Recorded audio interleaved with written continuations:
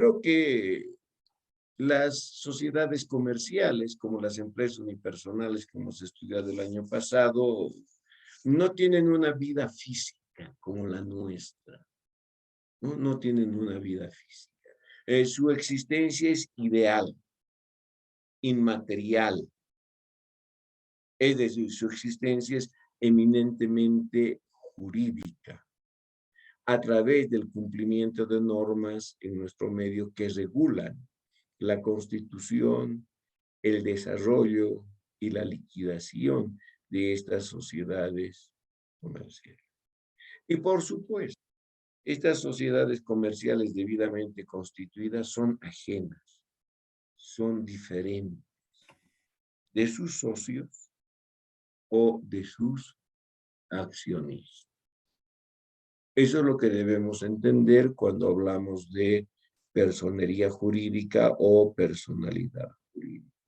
Ya dijimos de la razón social, que es el nombre con el que cuenta una empresa. Eso es, y utilizaremos, como hemos utilizado el año pasado, el término de razón social. Anaí, tiene que presentar fotografía. Es un trébol de 4 hojas, me parece simpático, que trae suerte, sí, indican que trae mucha suerte, pero yo necesito conocerla a usted, no al trébol de 4 hojas. ¿Estamos de acuerdo, Anaí? Sí, licenciado. He Ya. entrado con otro perfil porque no quería con mi cuenta Gmail y recién me he Bueno, unido. pero tienen que estar así, señorita. Si ustedes me observan, yo también quiero observar a las personas con quienes trabajo, por favor. En cuanto a la pluralidad de personas, ¿qué implica esta característica de que en una sociedad comercial necesariamente deben intervenir por lo menos 2 o más personas? Sean solamente personas naturales o puedan ser personas naturales o jurídicas. Esa es la pluralidad de personas. Tienen que intervenir como mínimo 2, o podrán ser 3, o podrán ser 4, o podrán ser 20 como máximo en una SRL, o podrán ser 25 como en una colectiva, o podrán ser de número ilimitado como en una sociedad anónima. Eso es lo que entendemos por pluralidad de personas. El objeto ya hemos comentado, que es lo que técnicamente conocemos como el giro específico de las actividades de una empresa, que es lo que va a desarrollar en la sociedad o en la comunidad que hemos comentado. La responsabilidad de las sociedades no es nada más que el grado de compromiso. Es un grado de compromiso formal que asumen las sociedades comerciales y los inversionistas, llámense socios o llámense accionistas, con la comunidad, con la sociedad civil. ¿Como consecuencia de qué? De los resultados que vayan a generar sus actividades, particularmente por las pérdidas que puedan generar estas sociedades. Entonces, eso es lo que entendemos. ¿Y qué implica? Implica que algunas sociedades van a tener responsabilidad limitada. Hay un techo, si vale el término. Y sociedades que tengan responsabilidad ilimitada. Lo reitero, la responsabilidad no es nada más que el grado de compromiso formal que asumen las sociedades comerciales y, por supuesto, los inversionistas, llámense socios o accionistas, con la sociedad civil, con la comunidad, como consecuencia de los resultados que hayan generado el desarrollo de sus actividades. En el caso del patrimonio, ¿qué les puedo comentar? ¿Algo novedoso? No. El concepto de patrimonio que hemos estudiado el pasado año se mantiene. Sería absurdo decir que en sociedades varía ese concepto, ¿no? El concepto sigue siendo el mismo. Y por lo menos para mí, el patrimonio es una fuente de financiamiento. Es una fuente de financiamiento interna de recursos que posee y por supuesto controla una sociedad comercial. Y por supuesto otorgando a los inversionistas, llámense socios o accionistas, derecho propietario sobre él. Ahora, que alguien me diga, en las normas de contabilidad internacionales, si usted también tiene en su libro una parte que me digan que el patrimonio es la parte residual de los activos después de haberse pagado los pasivos. Sí, sí, sí. Por eso está incluido en el libro, sí. Pero en este caso yo prefiero identificar al patrimonio como una fuente de financiamiento interno. Una empresa tiene fuentes de financiamiento externas y tiene fuentes de financiamiento internas. Externas a través de los acreedores, los proveedores. Interna a través de los socios, a través de los accionistas, lo que técnicamente nosotros estamos identificando de manera conjunta, inversionistas. Es por eso decimos que el patrimonio es una fuente de financiamiento interna, a través de los aportes de capital. Es una fuente de financiamiento interna a través de la generación de utilidades. Sí, yo entiendo así al patrimonio, una fuente de financiamiento interna de recursos que posee y controla una sociedad comercial. Ahora, obviamente que el patrimonio a los inversionistas les da derecho, derecho. Muy bien. ¿Alguna pregunta hasta acá?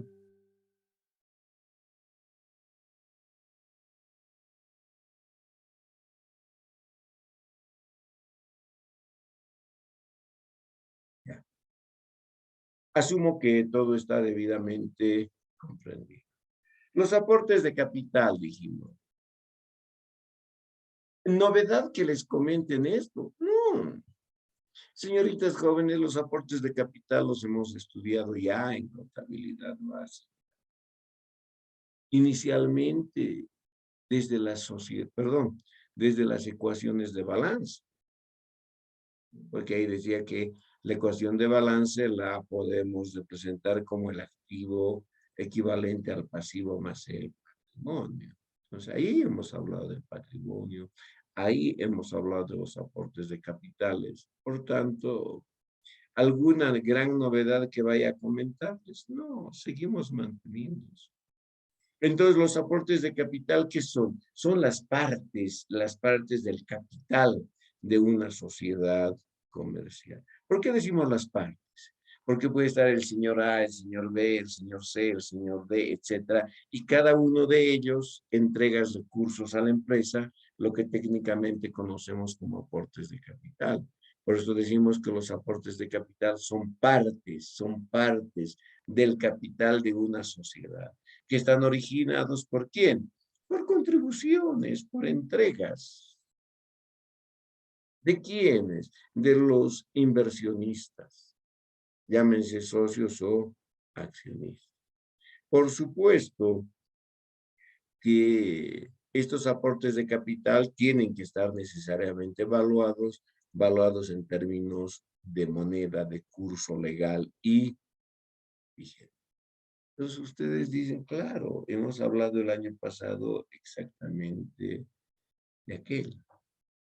Pero acá sí debemos hacer un comentario en sentido de que estos aportes, también el Código de Comercio incluye a los llamados aportes de trabajo o aportes en trabajo. ¿Qué implica aquello?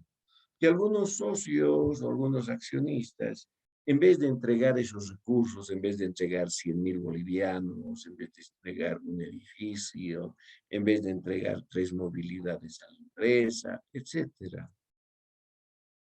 puedan hacer sus aportes a través del trabajo, prestaciones de trabajo. A esto se conoce como aportes en trabajo. Y a estos señores se los conoce como llamados socios industriales. Por supuesto que esta clase de socios no forman parte del capital de una sociedad. No, no forman parte del capital. Porque no están entregando recursos materiales. ¿Cómo podríamos evaluar la capacidad de una persona?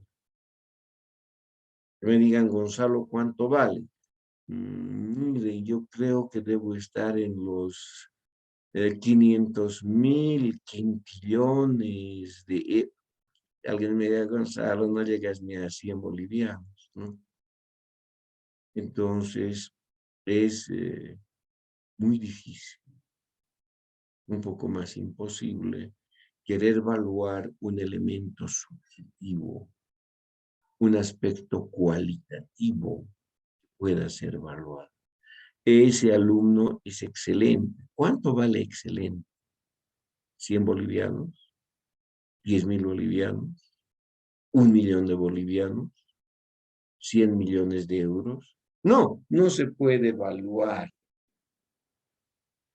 aspectos cualitativos. Entonces, estos socios forman parte de la sociedad, pero no del capital.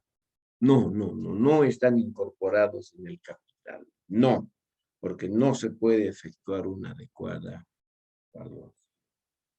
No participan de las pérdidas. No. Participan solo cuando hay utilidad. ¿Y cómo es que participan cuando hay utilidades? En función al acuerdo que tengan con los otros socios. En función de ello. Se los conoce también como socios industriales. Estos son los aportes en trabajo, aportes en trabajo. En cambio, los otros son los aportes en recursos que entrega cada uno de estos inversionistas a la sociedad. Y los recursos que representan para nosotros un conjunto de elementos, o si gustan, un conjunto de instrumentos o de factores que posee y controla una empresa y que por supuesto están destinados a proporcionar los medios necesarios para el desarrollo de sus actividades. Alguien dirá, hemos hablado de recursos. Sí, el año pasado, ¿se acuerdan? ¿Qué es el activo? El activo es un conjunto de recursos que posee y controla una empresa y que necesariamente deben estar valuados en términos de moneda, de curso legal y vigente de un determinado medio. Entonces, no estamos hablando nada novedoso. Ahora, que estos recursos, los socios, ¿qué hacen? Entregan recursos a la empresa. El socio A entrega 1.000.000 de bolivianos, el socio B entrega 4 carros de reparto, el socio C entrega mercaderías por 800.000 bolivianos, el socio D entrega un sistema de computadoras para la empresa, el socio E entrega muebles para la empresa. Entonces, esos son aportes de capitales físicos, los podemos ver. Pero esos aportes de capitales los vemos materializados, contabilizados y diferenciados en el activo. ¿Por qué? Porque en el patrimonio los aportes de capital se convierten en algo abstracto. Socio A, 500.000. Socio B, 800.000. Socio D, 300.000. Un abstracto. Pero esos recursos que entregaron los socios o los accionistas, ¿dónde los vemos materializados? En el activo. En el activo. El que entregó 1.000.000 de efectivos está activo, disponibilidades, Banco La Paz, Sociedad Anónima. Ah, en el activo. El socio que entregó 800.000 bolivianos en mercaderías, ¿dónde está eso? En el activo, subgrupo inventarios, cuenta, inventarios. Ah, muy bien. El socio que entregó las computadoras, ¿dónde está eso? En el activo, los bienes de uso, cuenta, equipos. de complicación. El socio que entregó 300,000 bolivianos en un certificado de depósito a plazo fijo. ¿Dónde está eso? En el activo, subgrupo inversiones, cuenta depósitos a plazo fijo. El socio que entregó esos muebles a la empresa por 300,000 bolivianos, ¿dónde están? Activo, subgrupo bienes de uso, cuenta muebles y enseres. Entonces, los aportes de capital están traducidos en recursos y los recursos se los ve materializados en el activo. Pero esos aportes de capital desde el punto de vista del patrimonio se convierten en algo, que me fue la palabra, dije hace unos instantes,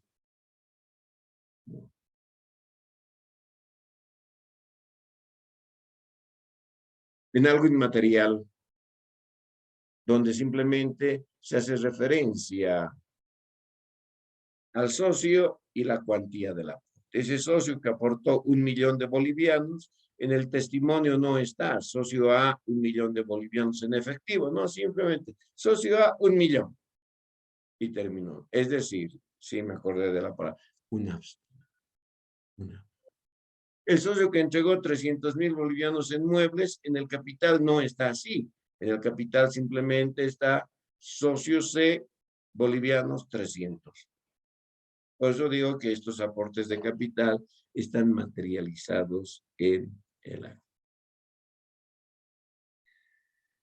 Otra característica de las sociedades comerciales es la distribución de resultados. ¿Qué implica eso? Cuando decimos resultados, tenemos las dos posibilidades, la utilidad o caso contrario, la pérdida. Ahora, obviamente que los inversionistas pues van a velar y van a esforzarse porque su empresa genere utilidad. Pero también se pueden generar las pérdidas, no hay ningún problema. Entonces, ¿qué implica aquello? Estamos hablando de los resultados y los resultados son utilidades como también.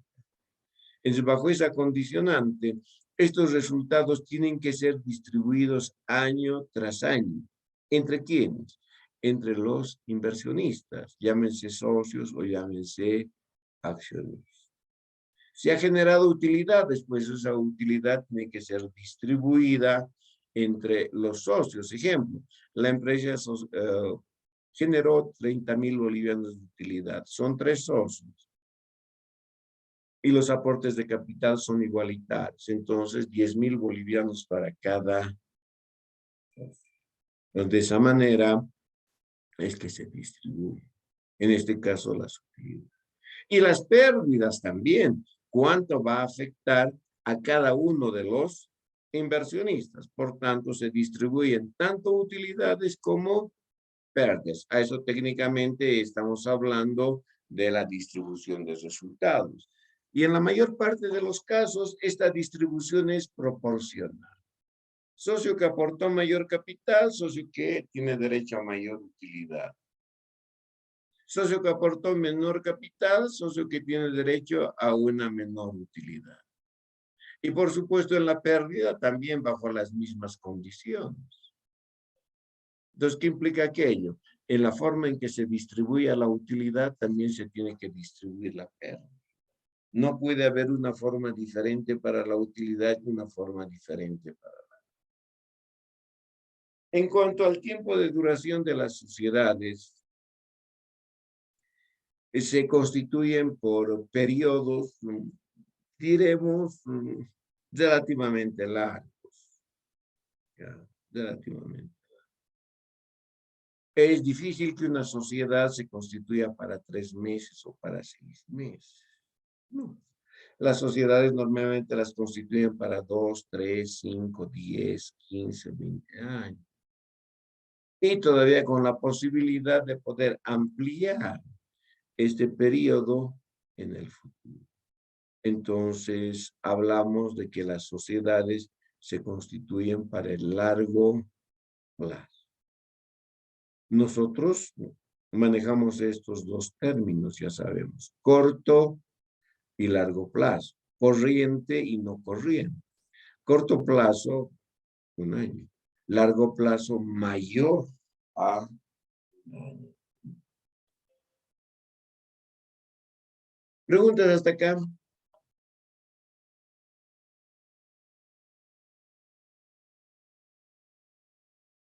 ¿Estamos bien? ¿Se comprende? Licenciado, tal vez no es mucho del tema, pero ¿cuál sería, eh, no sé, como la cantidad menor de años para que se constituya una sociedad? No hay, no existe. Normalmente las constituyen por lo menos para periodos mayores a 1 año. 2, 3, 5, 7. Eso es un acuerdo de los inversionistas. Muy bien, licenciado, muchas gracias. ¿Algo más?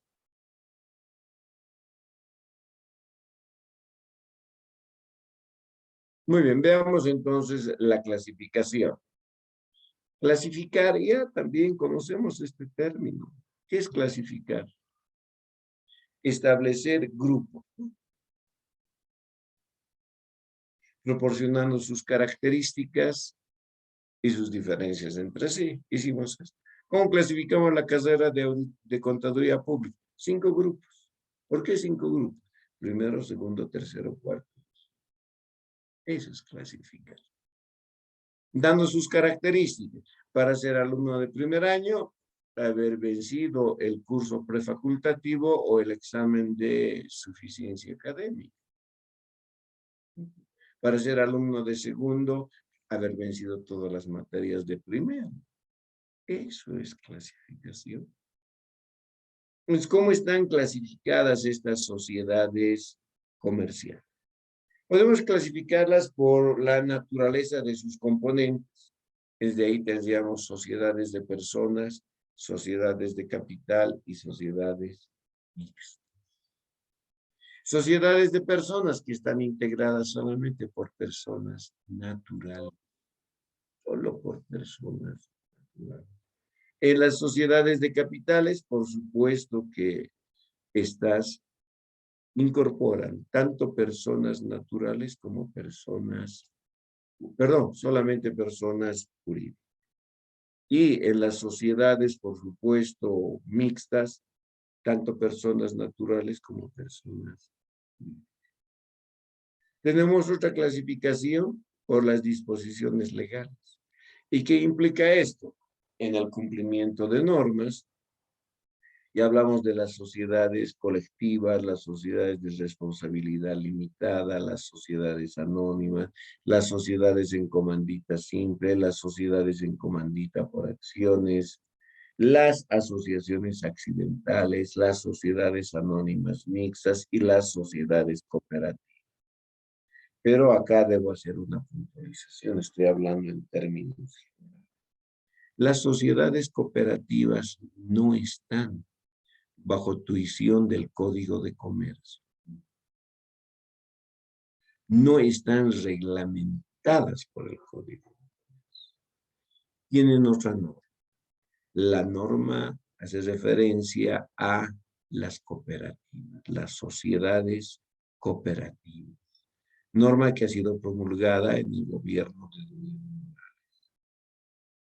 Antiguamente, antes de esa norma, teníamos la Ley General de Sociedades Cooperativas. Ley General de Sociedades Cooperativas. Esa norma fue abrogada y en su reemplazo ahora tenemos la Ley General de Cooperativas, que reitero, fue generada en el gobierno de Don Evo. Por tanto, alguien dirá, ¿y por qué incorporan acá? Simplemente para tener un conocimiento, que esa es una forma de sociedad para constituirla. Pero reitero, no está bajo el código. Segunda puntualización. Las asociaciones accidentales no son sociedades comerciales, no son sociedades comerciales, pero están reconocidas por el Código de Comercio. Algunas personas equivocadamente dicen sociedades accidentales. Mentira, falso.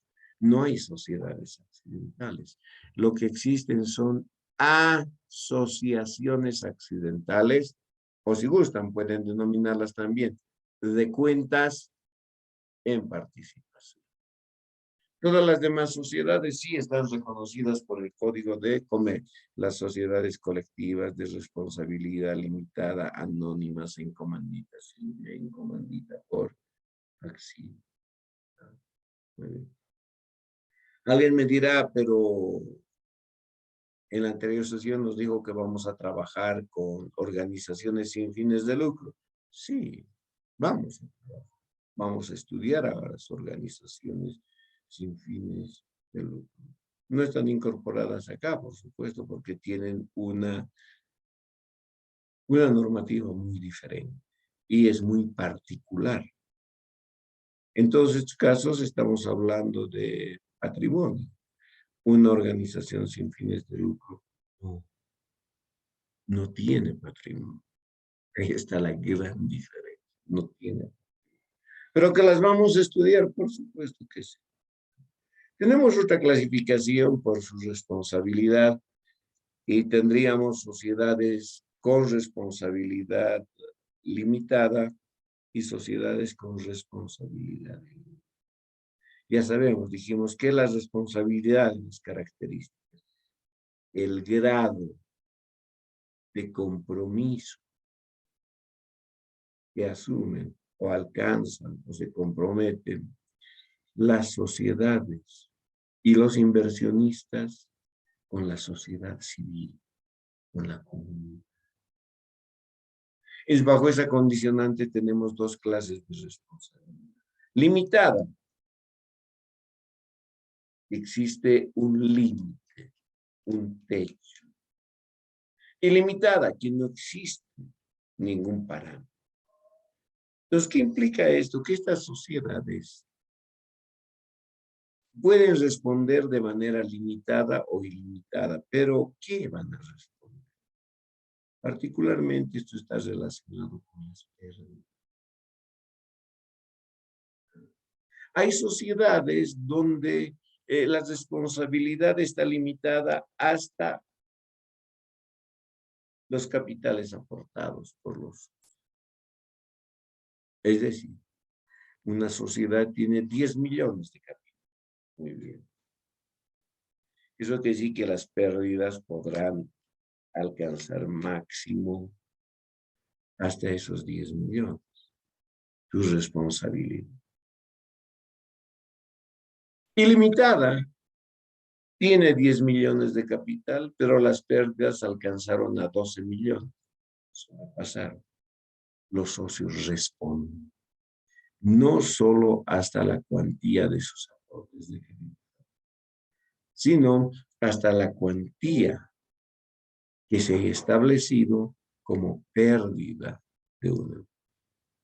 Entonces tenemos dos clases de sociedad en cuanto a la responsabilidad, limitada e ilimitada. Desde el punto de vista de los socios, obviamente, ellos van a querer tener siempre una responsabilidad. Tenemos también a las sociedades clasificadas no solamente por la responsabilidad, por su actividad, tenemos sociedades industriales, comerciales y sociedades de servicios, no hay mayor inconveniente. Estas sociedades, por su actividad, pues las habíamos comentado al inicio y estamos haciendo referencia a esas, partamos con las comerciales, donde no existe transformación del producto. No existe alteración de la materia prima. No se genera un costo de producción o un costo de transformación, no. Acá simplemente aquello que se compra, aquello que se vende. La empresa importa movilidades y vende movilidades. La empresa compra televisores y vende televisores.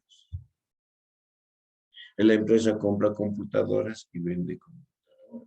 Esas son las sociedades comerciales, ¿no? Donde no existe transformación del producto. Puede ser una sociedad colectiva, sociedad comercial, sí. Una anónima, sí. Una colectiva, sí. No hay mayor inconveniente de. Pero su característica es esa. ¿Qué va a generar? Va a generar un costo, sí, pero un costo de vida. Algo que hemos estudiado nosotros el pasado año. En cambio, las sociedades industriales son aquellas cuya actividad está destinada a la producción de bienes por medio de un proceso de transformación. Compran materia prima, la transforman y la venden. Compran madera y fabrican escritorios, mesas, sillas, sillones. En sí existe transformación, alteración de la materia prima. En sí estamos hablando de esas empresas por su actividad, las industriales. Y aquellas de servicios donde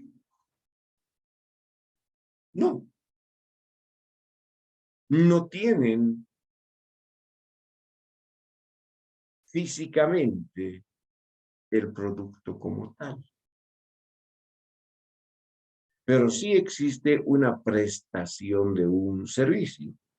Ejemplo, nosotros concluimos nuestra formación académica, nos graduamos, vamos a trabajar, ganamos experiencia por unos 10, 12 años y tranquilamente podemos constituir nuestra sociedad de profesionales y prestar nuestro servicio a la comunidad. ¿Y cómo vamos a prestar nosotros nuestro servicio a la comunidad? Efectuando servicios de aseguramiento, es decir, realizar la clásica auditoría a una empresa y como consecuencia emitir nuestra opinión profesional en un documento que técnicamente se lo conoce desde el punto de vista nuestro como dictamen, el dictamen de los auditores. Entonces es una prestación de servicio. Entonces sí podemos tener sociedades que están destinadas o el objeto de estas sociedades es la prestación de servicios. También en esta prestación de servicios pueden encontrar a las sociedades de intermediación financiera. ¿Cuál sería una sociedad de intermediación financiera?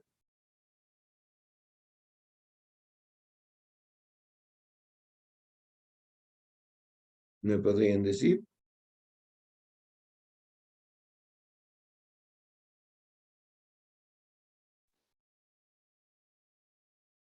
Licenciado, ¿entrarían los bancos? Correcto. Esa es una actividad de intermediación financiera. Es una prestación del servicio. Muy bien. Acá tengo lo que habíamos comentado. Las sociedades cooperativas están reguladas ahora por ley número 356. Ley número 356. De 11 de abril de 2013. 11 de abril de 2013. Es Ley General de Cooperativas. Es Ley General de Cooperativas. Entonces, la antigua Ley General de Sociedades Cooperativas fue abrogada. Entonces, ahora tenemos la Ley 356. Muy bien. ¿Alguna otra pregunta?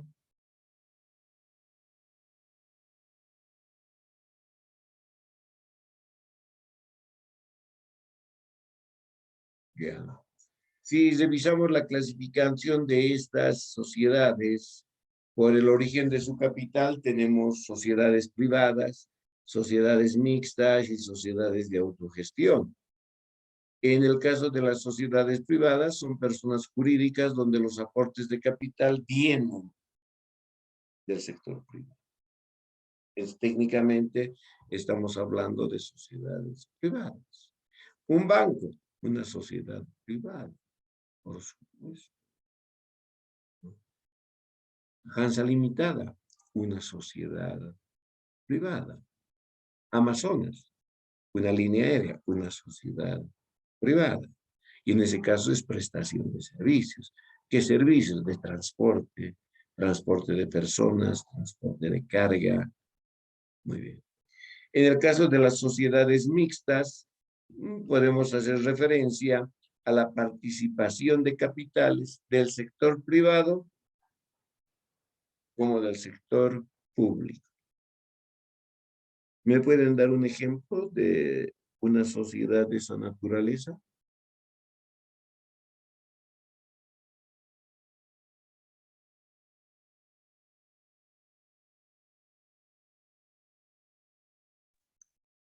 Que prestan servicios, licenciado.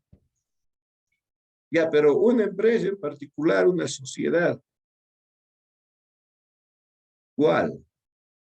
Licenciado, YPFB tal vez. Ya, sí, pero a ver, una más conocida por ustedes. El Banco Unión, ¿no es verdad?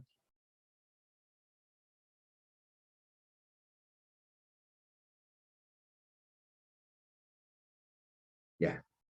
Y por último tendríamos a las sociedades de autogestión, que por supuesto son personas jurídicas legalmente constituidas, donde los aportes de capitales se originan de los trabajadores,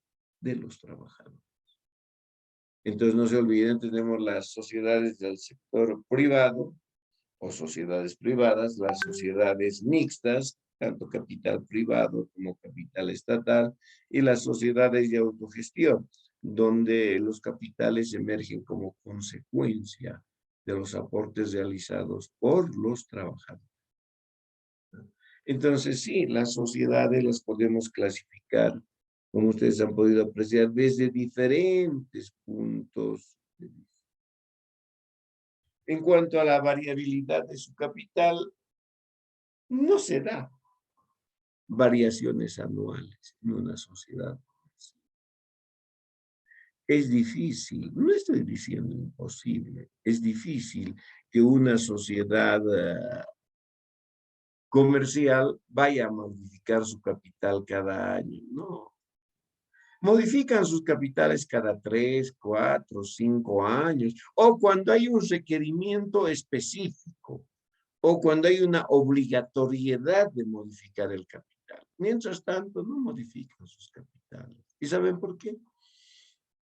Porque para modificar su capital tienen que preparar acta de aumento de capital, minuta de aumento de capital, testimonio de aumento de capital, publicación a nivel nacional de lo que representa ese aumento de capital. Deben presentar esos documentos al Servicio de Impuestos Nacionales, honorable alcaldía municipal, a la Cámara que les corresponda, a las administradoras de fondos. En otras palabras, tienen que cumplir con todo el procedimiento de constituir una sociedad, casi digamos, con todo el procedimiento. Entonces, la variabilidad del capital no se da de manera continua en la sociedad. Modifican sus capitales, sí, allá a 3, 4 años, 5 años, o cuando existe una obligatoriedad de modificar el capital. Pues no es como el caso de las empresas privadas, donde pueden alterar su capital cada año. ¿Por qué? Porque estas sociedades no se constituyen por testimonio, ¿no? Es un solo.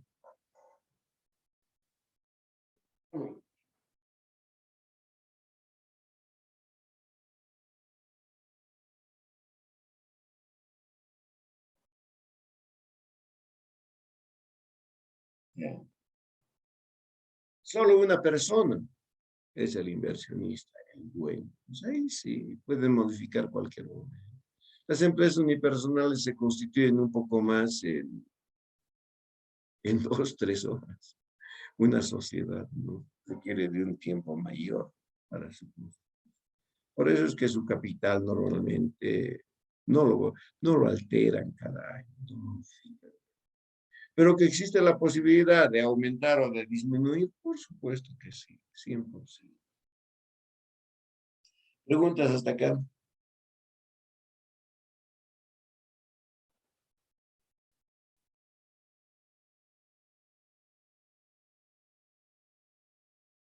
¿Estamos bien? Sí, licenciado. Sí, dice.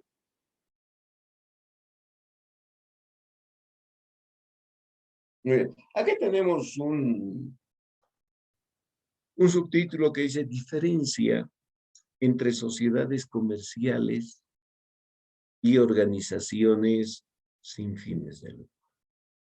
¿Dónde radica la diferencia? Las sociedades comerciales, cual sea su forma de constitución, si sean sociedades colectivas, comanditarias simples, comanditarias por acciones, sociedades anónimas. La finalidad es maximizar su patrimonio. ¿Y cómo se maximiza el patrimonio? Aumentando los ingresos, optimizando los costos, reduciendo los gastos, se generan mayores utilidades. Al generarse mayores utilidades, estas se las incorpora al patrimonio. Al incorporarse al patrimonio, el patrimonio aumenta. Y por supuesto, cuanto mayor sean las utilidades, estas serán distribuidas entre los inversionistas. Entonces ahí está la diferencia. Es la generación del lucro que vaya en favor de los inversionistas. En cambio de las organizaciones sin fines de lucro, ¿qué es? Es mejorar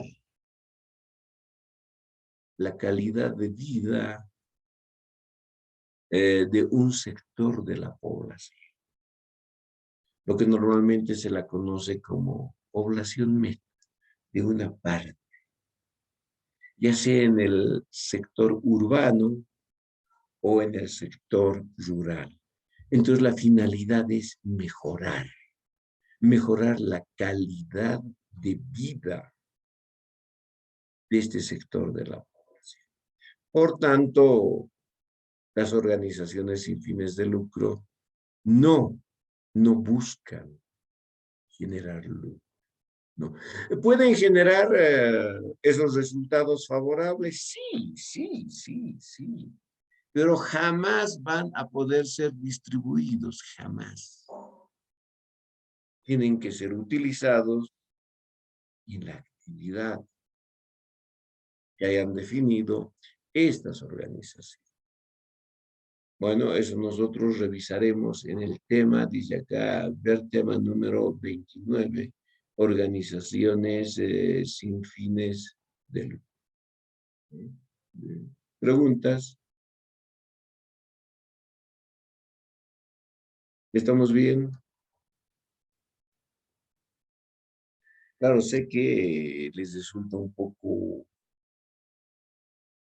¿cómo podríamos decir? Un poco pesado tomar un apunte de esta naturaleza, porque este tema es eminentemente teórico, pero no se preocupen, esta tarde, mañana, ya tenemos estos textos, entonces ahí van a encontrar exactamente todo aquello que estamos comentando. Y por supuesto van a tener la fuente de información. Pero mientras trabajemos en esto, no nos queda otra posibilidad. ¿Qué aspectos se van a tratar en el estudio de estas sociedades comerciales? Tenemos que estudiar, por supuesto, para nosotros, por supuesto, los estados financieros, desde luego que sí. Y de los estados financieros, balance. Y en particular de balance, patrimonio. Patrimonio. Correcto. Tanto desde el punto de vista de las disposiciones legales como desde el punto de vista de normas de contabilidad que sean pertinentes. Entonces, ¿qué implica aquello? implica revisar su tratamiento contable. Y el tratamiento contable, pues, desde lo que representan los registros, hasta la preparación y presentación de estados. Algo que normalmente se genera cada año en una empresa. Entonces, desde el punto de vista contable, lo que nosotros tenemos son ¿qué componentes? El diseño de un sistema de contabilidad. Entonces, este es parte de nuestro alcance de trabajo. Es parte de nuestro campo de acción. Que nosotros somos los únicos profesionales que podemos diseñar el sistema de contabilidad. Y este sistema de contabilidad, pues lo diseñamos acorde a las actividades de una empresa. Una cosa es diseñar un sistema de contabilidad para una empresa comercial y otra diferente diseñar el sistema de contabilidad para una empresa industrial y diferente de diseñar su sistema de contabilidad para una empresa agrícola y diferente para una empresa ganadera y diferente para una empresa minera. Entonces, se diseña el sistema de contabilidad acorde a las actividades de una, en este caso, sociedad comercial. Por supuesto, este sistema de contabilidad tiene que ir acompañado de sus manuales. Y hablamos expresamente del manual de contabilidad. Y además de eso, para nosotros, ya de manera específica, que nos interesa, los registros de apertura, los asientos de apertura de una sociedad comercial, los aportes de capitales, la constitución de reservas. Ejemplo, hay algunas sociedades que están obligadas a constituir reserva legal y otras que no están obligadas a constituir reserva legal. Por eso es que tenemos el tema de patrimonio y ahí veremos la clasificación de las reservas. Reservas jurídicas, reservas estatutarias, reservas voluntarias. Y el año pasado en la práctica, ¿qué hemos aplicado? Hemos aplicado una reserva jurídica, la reserva legal. Y hemos aplicado una reserva estatutaria, la reserva para capitalización. No hicimos el comentario específico como tal, ciertísimo, pero sí ahora vamos a hacer el comentario en el tema número 2, cuando vayamos a revisar específicamente el tratamiento y las características de las reservas. Entonces, de esa manera, sí. Y lo que habíamos anticipado, ¿no? En el aspecto contable también revisaremos los aumentos de capital, las disminuciones de capital, las distribuciones de utilidades, las distribuciones de pérdidas, esa preparación y presentación de estados financieros, de sociedades comerciales, que además de sociedades comerciales puedan ser casas centrales, que tienen bajo su tuición a sucursales, y tienen también bajo su tuición agencias. También revisaremos todo aquello que está relacionado con la transformación de una empresa.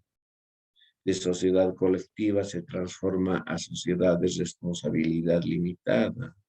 O una de sociedades de responsabilidad limitada se transforma en una sociedad anónima. Correcto. Entonces sí veremos sus transformaciones, veremos sus fusiones, cómo dos empresas unipersonales se fusionan y dan origen a una sociedad. O cómo una sociedad colectiva con una sociedad de responsabilidad limitada se fusionan y dan origen a una sociedad anónima. Correcto, sí, forma parte de eso. Y bueno, todo lo que inicia también concluye. Entonces, desde el punto de vista contable, para nosotros tendremos la liquidación. Liquidación de estas sociedades. En el ámbito jurídico, ¿qué es lo que vamos a revisar? Su constitución, el desarrollo de sus actividades, sus aumentos de capital, sus disminuciones de capital, sus distribuciones de resultados, ¿sí? Las transformaciones, fusiones, liquidaciones. Que ustedes el año pasado ya llevaron esto en derecho comercial, ¿correcto? Sí, licenciado. Sí, Sí, licenciado. Vamos a revisar nosotros también ahora, pero sin que ello implique que sea abogado. No soy auditor, ustedes saben aquello. Pero no podemos dar asesoramiento a una empresa, no podemos generar información financiera adecuada si no conocemos el marco legal. ¿Cómo es que se puede generar el aumento de capital en una SRL? ¿Cómo se va a generar el aumento de capital en una sociedad anónima? ¿El procedimiento es diferente? Por supuesto que sí, es diferente. Entonces nosotros debemos conocer el marco jurídico, analizar este marco jurídico, por supuesto, interpretarlo y registrar adecuadamente para poder medir su impacto sobre los estados financieros. Sí. ¿Cómo vamos a disminuir el capital? Contablemente es una cosa, jurídicamente es otra. Pero nosotros primero debemos conocer ese marco jurídico para dar el asesoramiento requerido en los aumentos, disminuciones de capital, en la apertura de sucursales, agencias, en las fusiones, transformaciones, líquidas. En el campo administrativo, pues ustedes llevan la materia de administración del año pasado y también llevan, ahora están llevando administración, ¿correcto? Sí, Sí, licenciado. están llevando. Entonces ahí con sus profesores, tanto de Derecho como de Administración, nos van a colaborar en esto. Y nosotros, ¿qué es lo que tocamos particularmente de manera genérica? Son las políticas crediticias, políticas de inversión en empresa, políticas de endeudamiento, políticas de producción, políticas de expansión, sus decisiones ejecutivas de las empresas, eso. No estoy diciendo que nosotros vamos a diseñar aquello, no. Para eso estamos administradores, para eso han estudiado los administradores. En el caso de la constitución de una sociedad,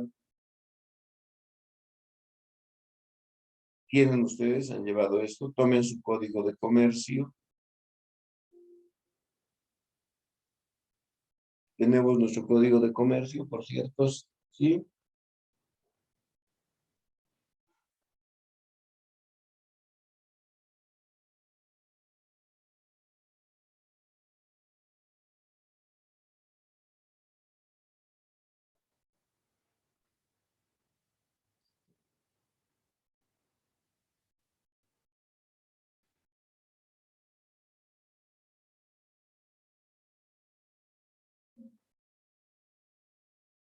¿Tienen a mano su código de comercio? Sí, licenciado. Ya. Sí, Y licenciado. bastante vamos a utilizar. El año pasado ya hemos pedido código de comercio. Entonces yo les dije, la parte legal y la parte técnica legal, código de comercio, código tributario, el texto ordenado vigente de la ley 843, sus decretos supremos. Eso ya vienen del año pasado. Por eso no les he comentado, ¿no? Los vamos a volver a utilizar y ustedes van a volver a utilizar todo esto en contabilidad de tributos. ¿Cuánto hay? Entonces, su código de comercio ustedes tienen en los artículos 125 al 172, por favor, revisen.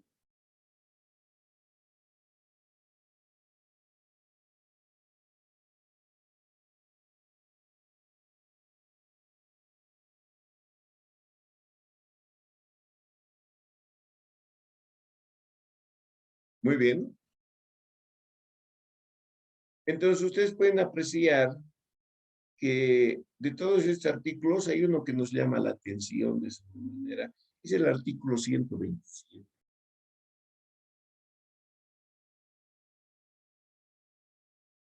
Mi estimada Andrea, ¿puede dar lectura al artículo 127 del Código de Comercio?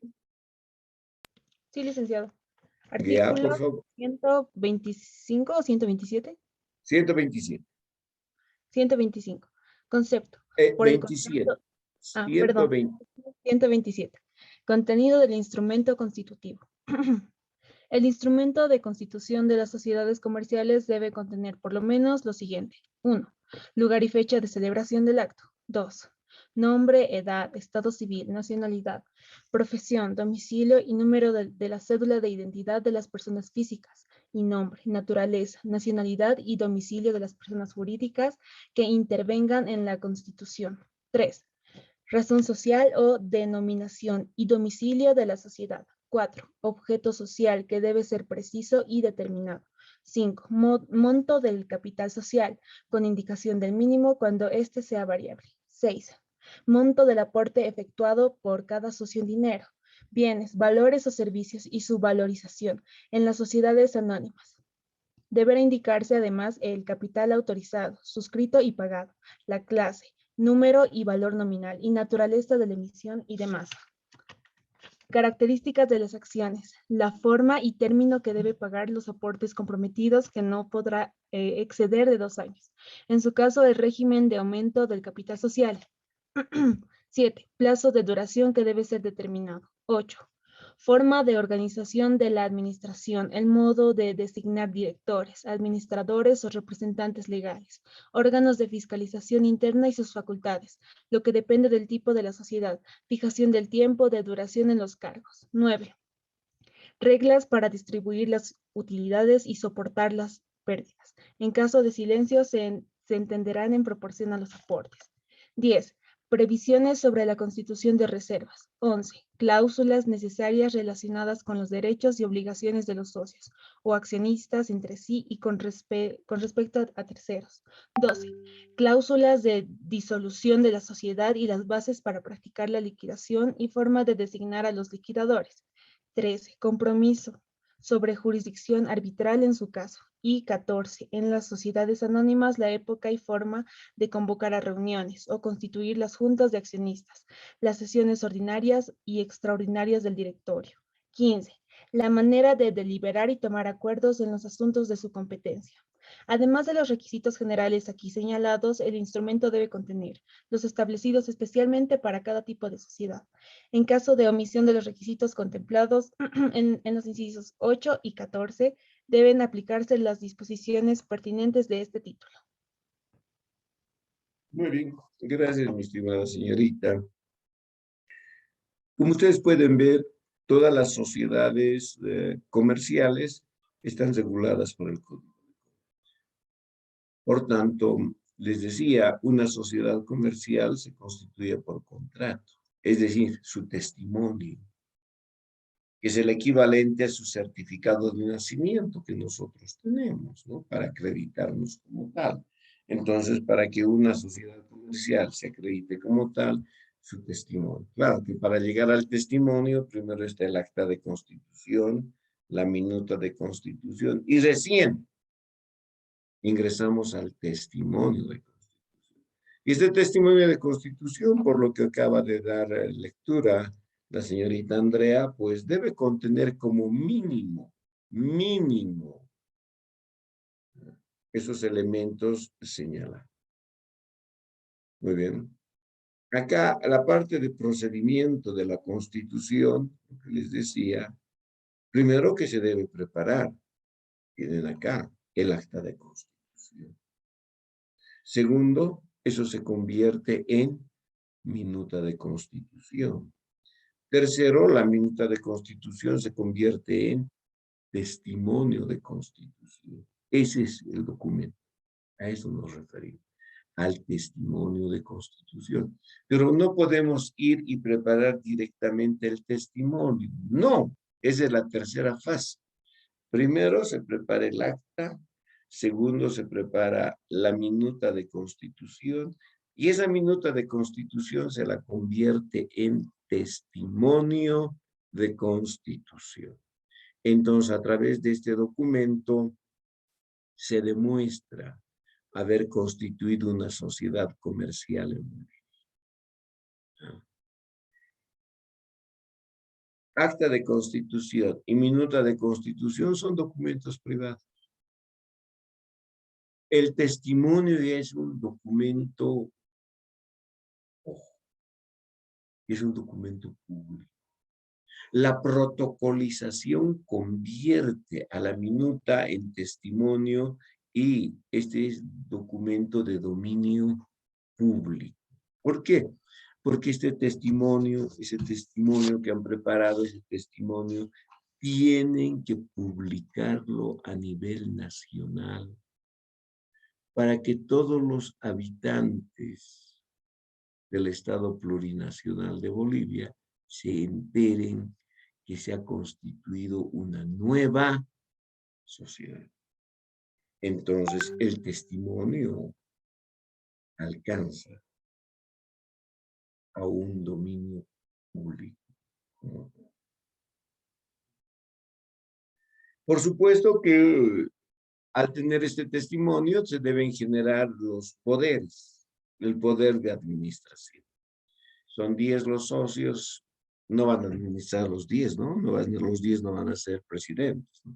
Entonces nombran a un principal.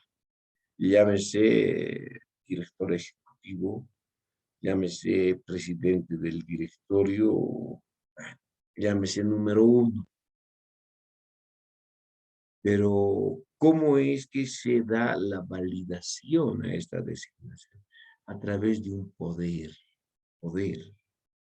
Entonces, todos los socios deben entregarle esa decisión a través de un poder, que es un documento legal que normalmente es preparado por el mismo notario de fe pública que ha generado el testimonio de constitución de la sociedad.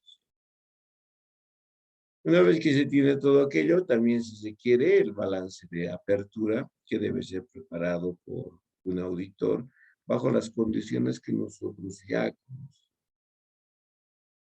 Como también la presentación de documentos y la obtención de registros, tales como obtener el NIC, el número de identificación tributaria, el registro de comercio, ya.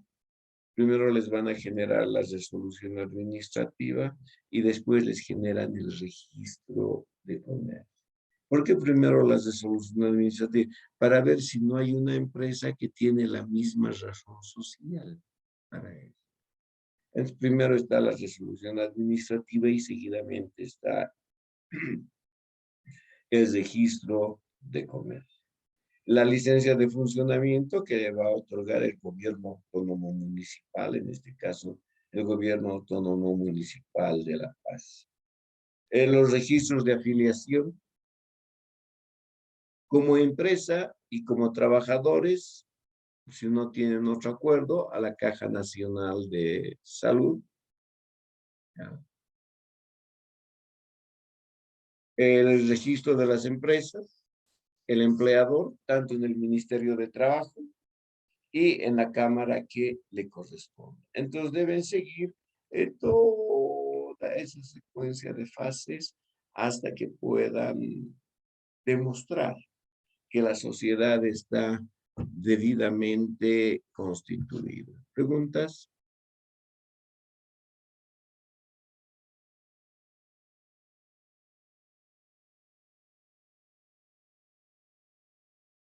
Ya, muy bien. Quedaremos ahí para que podamos trabajar la siguiente sesión con el testimonio de constitución y, por supuesto, arribar a lo que se presentan los costos de constitución, que eso ya es eminentemente contable. Esto está más impregnado del lineamiento jurídico particularmente. ¿No tenemos ninguna pregunta?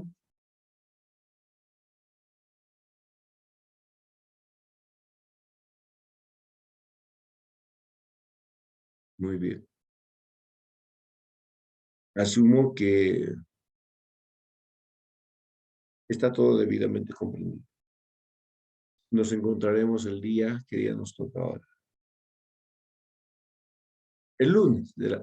No, no tenemos clase el día lunes, señoritas jóvenes. El día martes tampoco. ¿Alguien me puede decir por qué no vamos a pasar clases? Es feriado, licenciado. Feriado. ¿Qué es feriado, licenciado? Bien. Pero el día miércoles sí vamos a trabajar. ¿Correcto? Correcto, licenciado. Bien. Entonces, el lunes tenemos clase de sociedad. El martes tenemos clase de sociedades. El día miércoles, el paralelo de la tarde, tiene clase de sociedades, de 5 a 6:30. Entonces, si avanzo con ellos, me voy a adelantar. ¿Por qué? Porque este tema lo voy a tratar recién mañana. Este tema voy a tratarlo mañana a las 5. Entonces, para no tener ese desfase, que ustedes no tienen clases lunes y martes por esta razón. Entonces, el día miércoles en la tarde, los voy a convocar para que conjuntamente el otro paralelo desarrollemos la temática.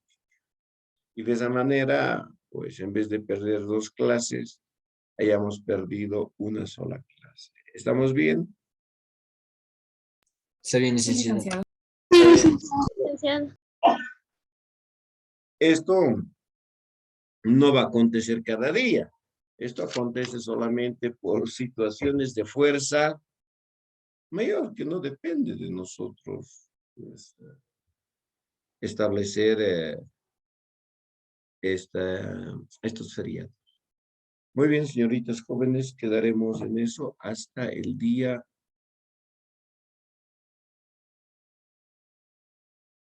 miércoles en la mañana. Hasta mañana. Mañana tenemos clases de, no, ya no clases de sociedad, tenemos clases de intermedia, ¿correcto? Sí, licenciado. Ya, muy bien.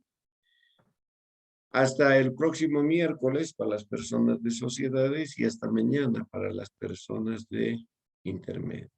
Un gusto. Y las personas que quieran volver a tratar este tema ya saben, el día miércoles a las 5. Igual voy a enviar los enlaces. ¿Ah? Muy bien. Hasta nuestra siguiente clase, señoritas jóvenes. Hasta luego, licenciado. Se Hasta cuida. luego, licenciado. Hasta luego, licenciado. Vaya bien. Licenciado.